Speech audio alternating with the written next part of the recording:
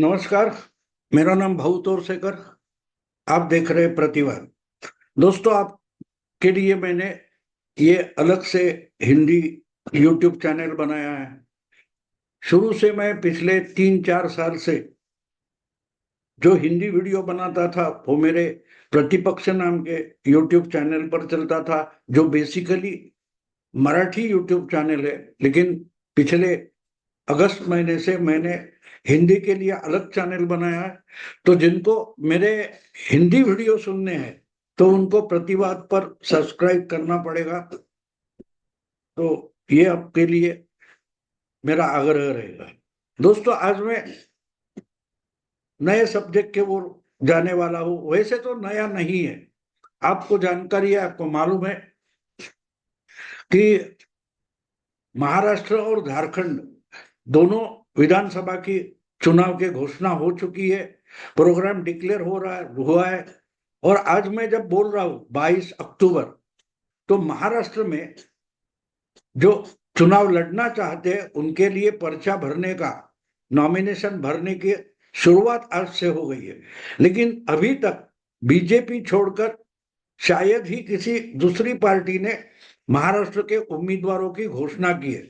भाजपा ने आसपास 100 सीटों की डिक्लेयर कर दी है।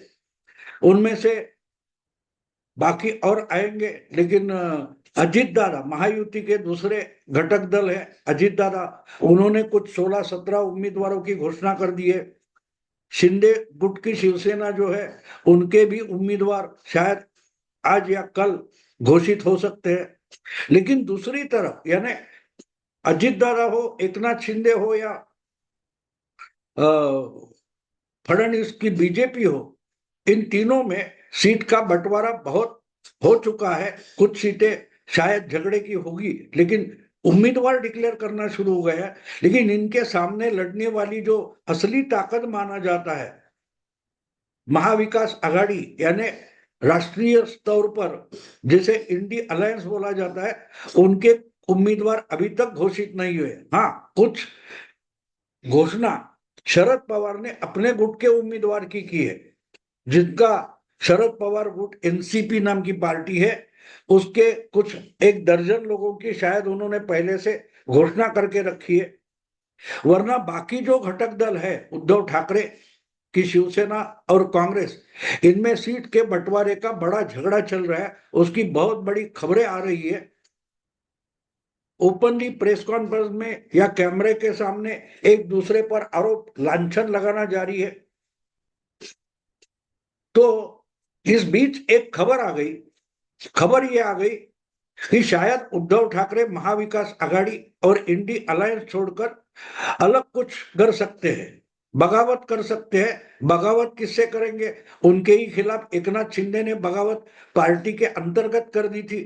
अब उद्धव ठाकरे महाविकास आघाड़ी में बगावत करेंगे, ऐसी खबरें हैं। और उसका कारण यह है कि लोकसभा चुनाव के नतीजे आने के बाद कांग्रेस पार्टी महाराष्ट्र में खुद को सबसे बड़ी पार्टी मानने लगी। वो तो आंकड़े से सिद्ध हो गया। आंकड़े जो सामने आ गए, तो 48 में 17 सीटें लड़कर कांग्रेस ने 13 सीटें जीत ली और शिवसेना से आगे निकल गई। और इस कारण कांग्रेस विधानसभा चुनाव में सबसे ज्यादा सीटें लड़ना चाहती है।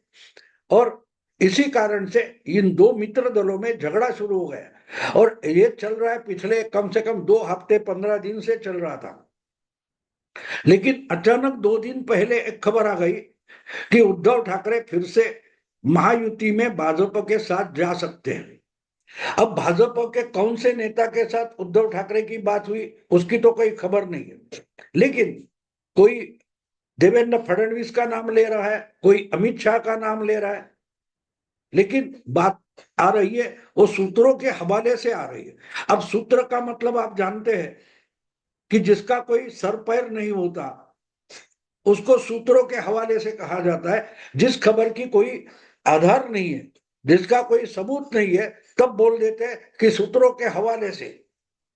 तो इसलिए सच में क्या चल रहा है इसकी किसको भी पता नहीं है।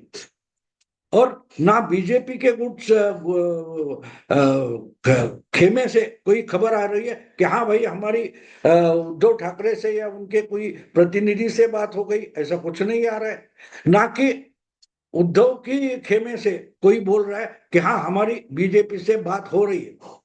हाँ, लेकिन कांग्रेस और शिवसेना उबाठा इनमें जो झगड़ा चालू है वो खत्म होगा, बहुत जल्दी बातें करेंगे, ये वगैरह बोला जा रहा है, लेकिन एक दूसरे से बड़ी तगड़ी मारामारी चल रही है, ये तो खबरें आ रही है और वो उनकी बॉडी लैंग्वेज में भी दिखाई दे रहा है। प्रदेश कांग्रेस के अध्यक्ष नाना पटोले ने इनसे बात कर रहे या मीटिंग में आ रहे, और संजय राउत तो मानो नाना पटोले को गाली भी देना शुरू कर दी।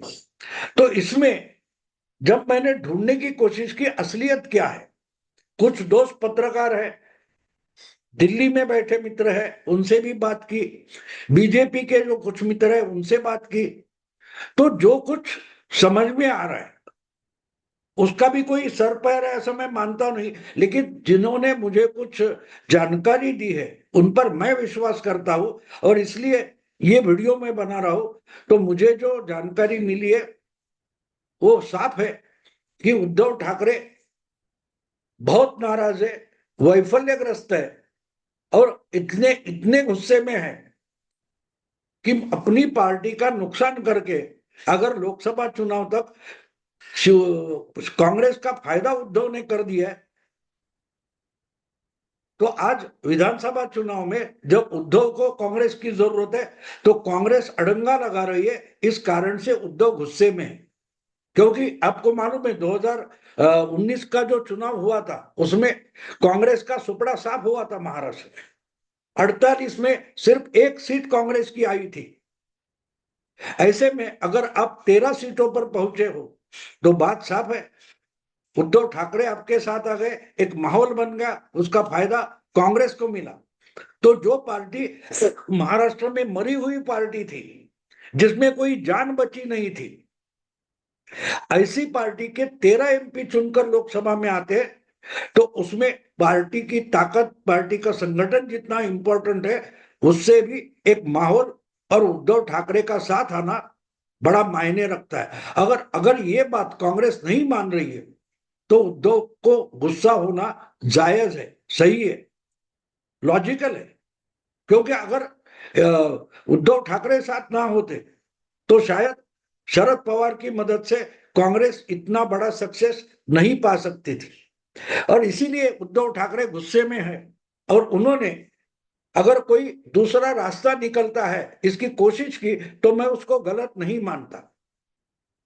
और उद्धव ठाकरे की जो नेचर है, स्वभाव है, वो हम अगर समझने की कोशिश करें तो वो जब गुस्से में आ जाते हैं तो डायरेक्टली 180 डिग्री यानी यू टर्न लेने तक जा सकते हैं। आपको याद होगा कि 2019 के विधानसभा चुनाव खत्म होने के बाद वो अड़ बैठे थे कि उनको ही मुख्यमंत्री होना था और बीजेपी राजी नहीं थी, तो उन्होंने बीजेपी से बात तक नहीं की थी। नतीजे हाथ में आए और बीजेपी शिवसेना की मदद के बगैर सरकार नहीं बना सकती और बहुमत नहीं दिखा सकती, तब उद्धव ठाकरे ने बीजेपी से, फडणवीस से बात तक नहीं की थी।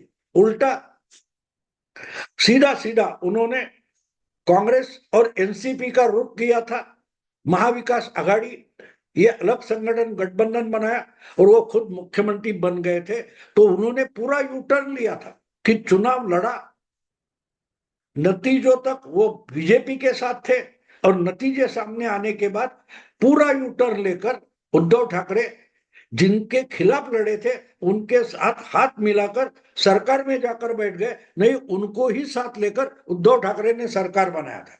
तो बात साफ है, उद्धव ठाकरे का ये नेचर है। अगर वो गुस्से में होते हैं तो वो परवाह नहीं करते कि लोग क्या कहेंगे, लोग कुछ तो लोग कहेंगे ऐसा बोला जाता है, तो लोग तो उल्टी सीधी बातें करेंगे, लेकिन इसके लिए हम अपना स्वार्थ भूलकर नहीं चल सकते। ये उद्धव ठाकरे का नेचर है। इसलिए आज अगर पिछले 5 साल कांग्रेस की मदद से मुख्यमंत्री 2.5 साल रहे, उसके बाद कांग्रेस के साथ उन्होंने लोकसभा का चुनाव लड़ा, उनकी पार्टी टूटने के बावजूद कांग्रेस के मदद से उन्होंने 9 MP चुनकर लाए। तो ये जब बात हो जाती है तो उनको भी एक बात समझना चाहिए कि उनका फायदा कांग्रेस ने उठाया है, तो उन्होंने भी कांग्रेस का फायदा उठाया है। लेकिन इसी कारण से अगर कांग्रेस उनको नीचा दिखाना चाह रही है, उनको छोटा भाई बोलने लगी है, तो गुस्सा आना भी जायज है। और इसीलिए उद्धव ठाकरे कोई नया रास्ता निकलता है क्या, वो ढूंढने की कोशिश कर रहे हैं। और इसीलिए बीजेपी के साथ फिर से अपने संबंध प्रस्थापित करने की कोशिश उन्होंने शायद 1.5 महीने पहले शुरू कर दी थी। ऐसी खबरें दब दब कर आ रही थी, सूत्रों के हवाले से नहीं, कहीं ना कहीं कानाफूसी से ये खबरें आ रही थी, जानकारी आ रही थी। कोई उद्योगपति है, कोई इंडस्ट्रियलिस्ट है, कोई बिजनेसमैन है, वो बीजेपी और उद्धव ठाकरे इनके बीच बिचौलियों का काम कर रहा था। ये खबरें आ रही थी, लेकिन फिर वे ये खबरें या ये जो अफवाहें थी वो पीछे गई और उद्धव ठाकरे जोर शोर से महाविकास आघाड़ी के सीट बंटवारे में बातें कर रहे थे। और अचानक 2 दिन पहले ये खबर आ गई कि उद्धव ठाकरे और बीजेपी के बीच, यानी डायरेक्टली बोलना है तो अमित शाह के बीच कुछ संपर्क हो रहा है। तो ये जानकारी पूरी की पूरी झूठी है, ऐसा मैं मानता नहीं। क्योंकि मेरे जानने वाले कुछ बीजेपी के लोग हैं, पत्रकार है, उन्होंने भी उसको सपोर्ट किया है कि हाँ ऐसा कुछ हो रहा है। हाँ, साफ साफ नहीं हो रहा है, लेकिन बिचौलियों की मदद से कुछ चर्चा हो रही है, प्रयास हो रहे हैं। तो कुछ तो खिचड़ी पक रही है। अब ये चुनाव के पहले महाविकास आघाड़ी टूट जाएगी, ऐसी भी बात कोई नहीं कर रहा है। लेकिन चुनाव के नतीजे आने के बाद कौन सी सरकार बनेगी, ये सब उद्धव ठाकरे के गुस्से पर निर्भर है, ऐसा भी बोला जा रहा है। एक तरफ बीजेपी के लोग बोल रहे हैं कि हम तो महायुति को पूरा बहुमत लाएंगे और हम ही सरकार बनाएंगे, महायुति सरकार बनाएंगे, महाविकास आघाड़ी बहुमत के आसपास भी नहीं पहुंचेगी। ये जब बीजेपी वाले बोलते तो वो एक बात जानबूझकर समझाने की कोशिश भी मुझे उन्होंने की है। जो दोस्त मेरे दो है, उन्होंने बताया कि महाविकास आघाड़ी बहुमत के पास नहीं जाएगी, इसका कारण महाविकास आघाड़ी में उद्धव और कांग्रेस में झगड़ा चल रहा है, उसका बहुत सारा फायदा महायुति को और बीजेपी को मिलने वाला है, तो नुकसान तो महाविकास आघाड़ी का होगा। और जब इस लाइन पर मैंने लॉजिक ढूंढने की कोशिश की तो मुझे एक बात समझ में आई, उद्धव ठाकरे अगर गुस्से में होते तो वो खुद का नुकसान कितना होगा इसकी परवाह नहीं करते।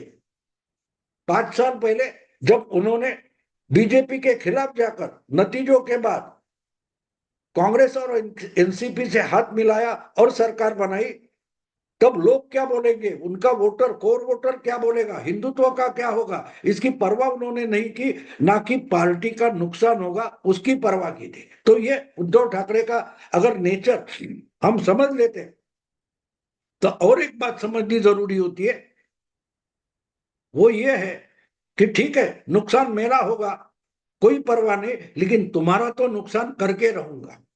जो उद्धव ठाकरे जैसे नेचर के स्वभाव के लोग होते हैं, उनका काम करने का, सोचने का एक तरीका होता है। वो अपना नुकसान नहीं चाहते, लेकिन अगर सामने वाला उनका नुकसान करना चाहेगा तो उद्धव ठाकरे जैसे लोग, उनके स्वभाव के लोग होते हैं, वो अपना नुकसान भी मान लेते हैं, लेकिन सामने वाले का नुकसान करना इंपॉर्टेंट मानते हैं। तो आपको मालूम है कि बीजेपी को 105 सीटें थी, फिर भी अपोजिशन में बिठाने में उद्धव ठाकरे ने खुशी मनाई थी। खुद मुख्यमंत्री होने की उनको इतनी खुशी नहीं थी, उससे भी ज्यादा खुशी बीजेपी को सत्ता से बाहर रखने की उन्होंने एंजॉय की थी। तो ये उद्धव ठाकरे का स्वभाव है। कांग्रेस को तब उसका फायदा मिल रहा था, कांग्रेस ने बीजेपी का दुख समझने की कोशिश ही नहीं की थी कि आज हम अगर इसको बढ़ावा दे रहे हैं उद्धव ठाकरे को, तो कल यही हमारी भी हालत हो सकती है जो आज 5 साल पहले बीजेपी की हुई थी। आज बिल्कुल कांग्रेस उसी सिचुएशन में है कि जिस परिस्थिति में चुनाव जीतने के बाद भी फडणवीस को 2.5 साल अपोजिशन में बैठना पड़ा था, आज लोकसभा का चुनाव अच्छी तरह से जीतकर जब कांग्रेस फिर से उभरी है तो उसका फायदा, उसकी खुशी उनको लेनी चाहिए। लेकिन उद्धव ठाकरे जब गुस्से में आए तो वो दिखाना चाहते कि मैं भी कुछ चीज हूं, मुझे डराओ मत कि मेरा नुकसान होगा। नुकसान अगर मेरा होगा तो नुकसान आपका भी है, ये अगर आप नहीं समझ रहे तो आपको नुकसान कैसे होता है इसका अनुभव मैं जरूर दूंगा। और इसलिए ये तीसरा रास्ता खोजने की कोशिश उद्धव की तरफ से चल रही है। और जो खबरें मुझे मिली है वो खबरें ऐसी है कि चुनाव के पहले या बाद में कोई मतलब नहीं है। कांग्रेस का नुकसान करने के लिए उद्धव ठाकरे अगर उत्सुक है तो उनको जो चाहिए वो मदद देने के लिए बीजेपी का हाईकमान राजी हो गया है। और फिर उसी ढंग से कोई खिचड़ी, कौन सी खिचड़ी पक रही है मुझे पता नहीं, लेकिन महाराष्ट्र के चुनाव में, विधानसभा चुनाव में बीजेपी का हाईकमान और उद्धव ठाकरे दोनों में कोई तो खिचड़ी पक रही है। अब इसका परिणाम क्या निकलेगा ये हमें 23 नवंबर को पता चलेगा जब मतगणना होगी। अभी तो उम्मीदवारी के पर्चे भरने की शुरुआत आज हो गई है, तो आज ही इतना आगे का भविष्य में नहीं बता सकता, लेकिन एक पक्का बोल सकता हूं कि बीजेपी और उद्धव में कुछ तो खिचड़ी पक रही है, कुछ तो खिचड़ी पक रही है। हाँ, अभी हमको उसकी डिटेल्स मालूम नहीं है, लेकिन उद्धव ठाकरे का जो स्वभाव है, नेचर है, उस स्वभाव के आधार पर हम सोचे तो साफ है उद्धव ठाकरे अब चुनाव जीतने के मूड में नहीं है। वो कांग्रेस को अपने स्वभाव का जो स्वाद है वो चखाना चाहते, और इसीलिए जिस ढंग से शिवसेना उबाठा के प्रवक्ता बोल रहे हैं, उनके नेता बोल रहे हैं, वो अगर हम समझने की कोशिश करें तो बात साफ है, बीजेपी अभी उद्धव को साथ नहीं लेगी, ना उस ढंग का कुछ होगा, लेकिन नुकसान कांग्रेस का हो इसलिए दोनों हाथ पर्दे के पीछे मिला सकते हैं। मतलब साफ है कि कुछ तो खिचड़ी पक रही है, और उससे अपनी पार्टी का क्या नुकसान होगा उसकी उद्धव को परवाह नहीं है, क्योंकि अगर कांग्रेस उनको चाहिए उतनी सीटें बंटवारे में नहीं दे रही है तो रिजल्ट के बाद कांग्रेस क्या देगी, क्यों कांग्रेस पर भरोसा करे। इस निर्णय तक अगर उद्धव ठाकरे आए हैं तो जो जानकारी मुझे मिली है उसका उस पर भरोसा करना आसान हो जाता है। दोस्तों, देखते हैं क्या खिचड़ी पक रही है। जब वोटिंग शुरू होगी, प्रचार शुरू होगा, पर्चा भरना बंद हो जाएगा, विड्रॉवल खत्म हो जाएगा तो पता चलेगा। अभी यही रुकता हूं। अगर ये वीडियो पसंद आए तो लाइक कीजिए, शेयर कीजिए और प्रतिवाद को सब्सक्राइब कीजिए। नमस्कार।